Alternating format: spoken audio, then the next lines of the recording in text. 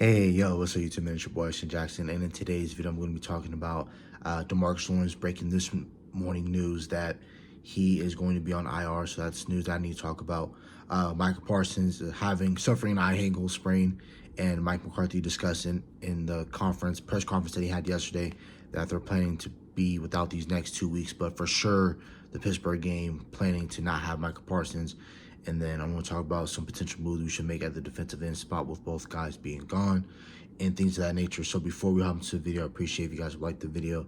Subscribe if you're new. Comment and share my video with anyone who you think will enjoy my content.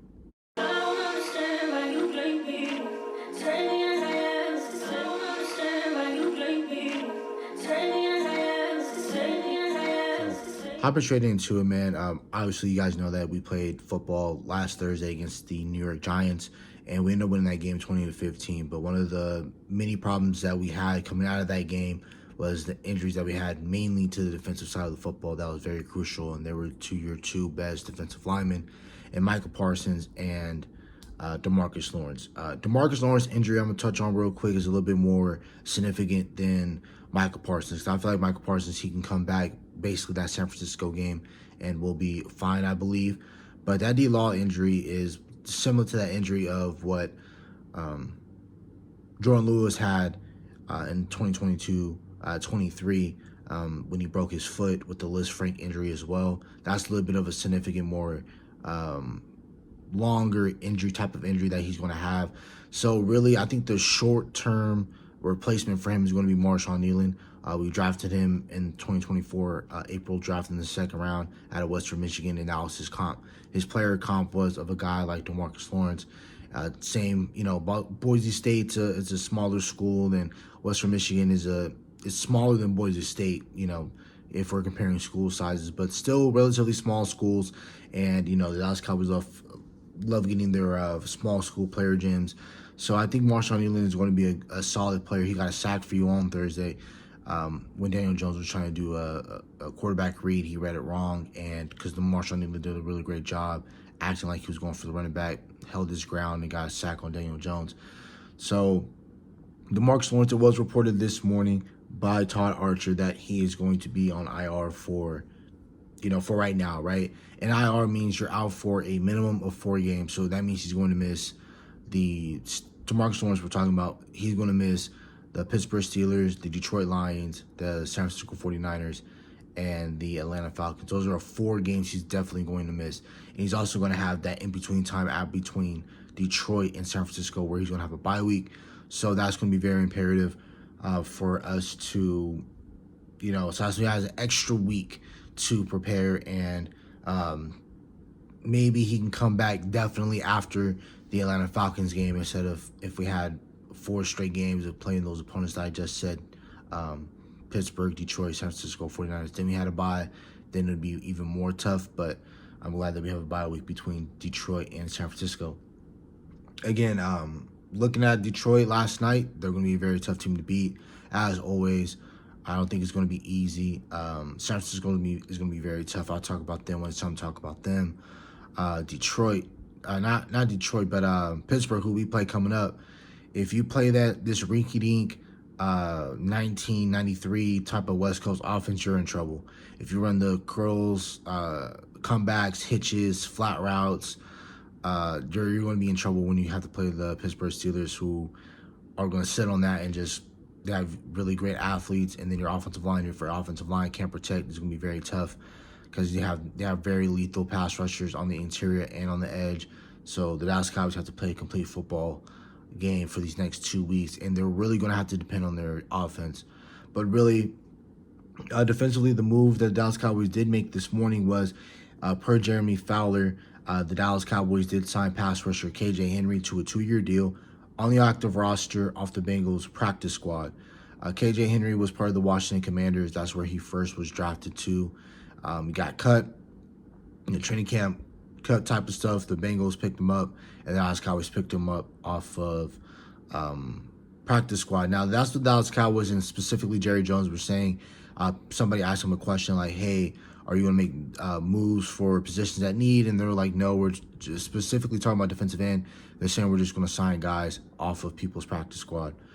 If another person at the Dallas Cowboys want to pick somebody off the practice squad between by the time of this recording and later on in the day, I wouldn't mind if the Dallas Cowboys come to the idea of getting Yannick Ngakoue off of the Baltimore Ravens practice squad. That was somebody that I talked about in my last video on Thursday that I believe the Dallas Cowboys need to sign, and which was crazy because right after the Baltimore Ravens give us the butt whooping of a lifetime outside of that fourth quarter, they made it very clear that, look, we need more pass rush outside of Olaf, Owe, Nanbi, Matty BK, and the other guy on the other, Kyle Van Noy, and then what's the other one, David Ajabo. They understood that they needed a fourth pass rusher. And it was crazy right after they beat us that Monday or Tuesday morning. No, it was that Tuesday morning. The Baltimore Ravens wanted to sign Yannick Ngakoue, and I felt like the Dallas Cowboys should have been the first team to sign him, knowing that we need pass rush, right? That's what made some of our defenses in the past really good, was that we needed pass rushers, right? So in terms of talking about defensive end and who I believe the Dallas Cowboys should go out and sign, one is Randy Gregory. Randy Gregory, of course, played for the Dallas Cowboys. He was a very solid pass rusher. His only problem with us that we had with him in the past was, one, he's undisciplined, which you look at our team now, we're very undisciplined. So it's not even like, okay, don't bring in Randy Gregory, he's a headache, whatever. No, whenever I talked about Randy Gregory, most of Randy Gregory's problems was never in the locker room. Yes, it was on the football field in terms of a disciplinary type of things, but we already have that already on the offensive and defensive side of the football. We're one of the most highly penalized teams in the league. So you might as well look to at least check what Randy Gregory has in the tank. He played in the Super Bowl with the 49ers. He signed a deal with the Tampa Bay Buccaneers. It makes sense for you to do that. He basically did a no-call, no-show for basically the entire time of the Tampa Bay Buccaneers. He didn't want to show up. So I don't know what's going on. I don't know if he just didn't want to play for them or something. But if you're the Dallas Cowboys, you got to look at it, right? The Dallas Cowboys can't stick their nose up at anyone at old faces. You need talent. So, I would, that and Amari Cooper. I'll talk about Amari Cooper in a later video. But I feel like those two guys, those were formerly guys who played for the Dallas Cowboys, and it didn't end particularly well with those two dudes. So if you're really the Dallas Cowboys, you really can't turn down any sort of talent because you really need talent on this team. So that's one player I'm looking at. Another player I'm looking at is Tyree Wilson. Just check it out. If the Raiders don't want him anymore, that's right. That's the Dallas Cowboys type of player. He was formerly a top 10 pick in the 2023 draft class. He was selected 7th overall by the Las Vegas Raiders. If we can get a guy like him who's 6'5", 6'6", has a lot of upside held to him, he came out of Texas Tech. I think if you can get a guy like Tyree Wilson from the Raiders, do I think that it happens? No, because I think the Raiders should keep on to a guy like Tyree Wilson. But if the Raiders are really looking at like, look, we can help out the Dallas Cowboys, we'll do them a solid, we'll give them Tyree Wilson, just give us your 4th round pick. I don't mind giving him a 4th round pick for a guy who has 5 years to his deal, who can bring in potential high upside at the defensive end spot. We really need another guy opposite of Micah Parsons. Now I understand so does the Raiders, trying to get a really good guy who they have their Micah Parsons light, and a guy like Max Crosby, who's a hell of a player in my opinion, but they're similar to us. If they can find another guy, another pass rusher who can get anywhere from 8 to 12 sacks in a given year to help out their star pass rusher, they would love that, right? So I don't necessarily think that the Raiders will give up on a guy like Tyree Wilson, but they might. You just go check it out and go try. I already talked about Yannick Ngakoue. Isaiah Land, man, I miss Isaiah Land. He was formerly part of the Dallas Cowboys on our practice squad last year. He got picked up by the Indianapolis Colts. I know he does get a little bit of playing time, but I think the Dallas Cowboys might as well just go out there and see if the Colts want a 5th or a 6th round pick, and to see if we can get a guy like Isaiah Land back in this building. He can be nice rotational defensive end depth, and he knows the area for a little bit. I think bringing him back over here to Dallas would be very great in my opinion. Jerry Hughes, he's like 35, 36 years old. He's like the 3rd or 4th string defensive end for the Houston Texans. He was very solid. You guys might mainly remember him playing for the Buffalo Bills. But I think bringing in a veteran type of guy, bringing him in here, him knowing the ropes, I think bringing in a guy like Jerry Hughes to back up Chauncey Golston and have serious rotational depth would be solid for you as well. I think another player that the Dallas Cowboys should look at is a guy that they had in the preseason, which was all Al-Quaid and Muhammad, who formerly was with the Colts, came over here with the Cowboys, had some solid games versus the Raiders, versus the Los Angeles Rams. Had a sack in the Rams again the last preseason game. Not the Rams, I'm sorry, the Chargers. I'm sorry, they're both in LA, both playing the same stadium, but the Chargers. So I think Dallas Cowboys should look at a guy like Al-Quaid Muhammad as well. That's like short term, somebody they can get a quick fix. You know, he was with the Dallas Cowboys, had a 1-game suspension. I think Dallas Cowboys should bring him in. Azeez Ojulari, you guys might remember that name. He came out of Georgia, was the defensive lineman that came out of Georgia. His brother played for Texas. But Azeez Ojulari is a really solid defensive end. Again, backing up Brian Burns, backing up Kayvon Thibodeau and New York Giants. And I think that the Dallas Cowboys should look out for that deal and to see if we can give him like a 4th or 5th round pick to get a young defensive end that can help us out. He doesn't get a whole lot of playing time. Again, he's another one of those rotational type of pass rushers. But right now, with the way our defensive end group is looking, like he could possibly start for you if he's ready to play. But maybe he doesn't play for you this week versus the Steelers. He might play for you next week versus the Detroit Lions if we were to trade for a guy like him. 2 guys. One that plays for the Tampa Bay Buccaneers and Joe Tryon Shoyinka. I'm sorry. He plays for the Tampa Bay Buccaneers. Again, he's behind guys that are better than him, in my opinion. And I think him being a rotational pass rusher, not a lot of guys in Tampa Bay are very high on a guy like Joe Tryon Shoyinka. They think that he's a bust. He was a guy that came out of Washington in the 2021 draft, that Micah Parsons, Rashawn Slater, Jamar Chase, Jalen Waddle, type of Penei Sewell draft. He came out of that draft and was selected 1st round.